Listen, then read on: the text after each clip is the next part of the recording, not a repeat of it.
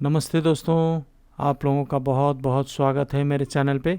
जैसे कि आप लोग यहाँ देख पा रहे हैं, एक CRT टीवी का सर्किट बोर्ड है। दोस्तों, आज हम एक पार्ट के बारे में जानेंगे जिसे आइसोलेशन पार्ट बोला जाता है। ये जो आइसोलेशन पार्ट है, ये पावर सप्लाई का प्राइमरी साइड और सेकेंडरी साइड का बीच में होता है। तो ये आइसोलेशन पार्ट क्या है और ये क्या काम करता है, चलिए इसे समझते हैं। तो जैसे कि आप लोग यहाँ देख पा रहे हैं, एक CRT टेलीविज़न का सर्किट बोर्ड में ढेर सारा सेक्शन होता है। उन सभी सेक्शनों को ग्राउंड यानी कि नेगेटिव एक ही जगह से मिलता है और ये नेगेटिव पावर सप्लाई से सेकेंडरी साइड का किसी एक जगह से ये नेगेटिव वोल्टेज इन सभी सेक्शनों को मिलता है। कभी कभी क्या होता है, इन सभी सेक्शनों को नेगेटिव वोल्टेज एक ही जगह से मिलने की वजह से ये नेगेटिव वोल्टेज कम पड़ जाता है, इसीलिए पावर सप्लाई का प्राइमरी साइड से लिया जाता है। वो कैसे और क्यों लिया जाता है, चलिए इसे देखें। जैसे कि आप लोगों को मालूम होगा, हर SMPS पावर सप्लाई सेक्शन में ब्रिज रेक्टिफायर के थ्रू AC करंट को DC करंट में बदल दिया जाता है। उसके बाद एक इलेक्ट्रोलाइटिक कैपेसिटर से फिल्टर किया जाता है। इस इलेक्ट्रोलाइटिक कैपेसिटर में पॉजिटिव वोल्टेज और नेगेटिव वोल्टेज, ये दोनों ही वोल्टेज मौजूद होता है। तो जब भी पावर सप्लाई का सेकेंडरी साइड में नेगेटिव वोल्टेज कम पड़ जाता है, तभी पावर सप्लाई का प्राइमरी साइड से ये नेगेटिव वोल्टेज लिया जाता है। ये नेगेटिव वोल्टेज कैसे लिया जाता है, चलिए इसे देखें। दोस्तों, ये जो सर्किट बोर्ड है, इस सर्किट बोर्ड में जितना भी सेक्शन है, उन सभी सेक्शनों में एक ही जगह से ये नेगेटिव वोल्टेज इनपुट होता है। इसीलिए कभी कभी क्या होता है, जब भी अलग अलग सेक्शन काम कर रहा होता है, तब उस कॉमन नेगेटिव लाइन में डिस्टरबेंस पैदा हो जाता है।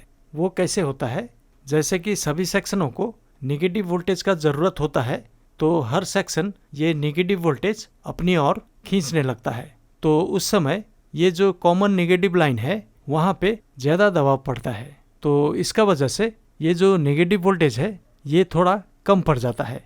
इसीलिए इस नेगेटिव वोल्टेज को पावर सप्लाई का प्राइमरी साइड से लिया जाता है।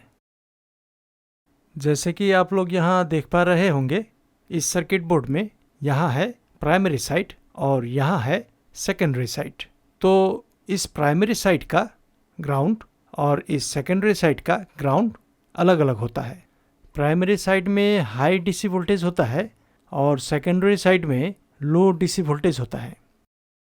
इस जगह पे देखिए, ये है प्राइमरी साइड का ग्राउंड और ये है सेकेंडरी साइड का ग्राउंड। तो इस जगह में एक रेजिस्टर लगा हुआ होता है। उसका वैल्यू 1 मेगा ओम से 10 मेगा ओम्स तक हो सकता है। और ठीक इसी तरह इस जगह में भी एक PF कैपेसिटर लगा हुआ है। इस कैपेसिटर का एक टर्मिनल प्राइमरी साइड का ग्राउंड का साथ जुड़ा हुआ है और दूसरा टर्मिनल सेकेंडरी साइड का ग्राउंड का साथ जुड़ा हुआ है। ग्राउंड यानी कि नेगेटिव के साथ जुड़ा हुआ है। तो इन्हीं दो पार्ट्सों को आइसोलेशन पार्ट बोला जाता है।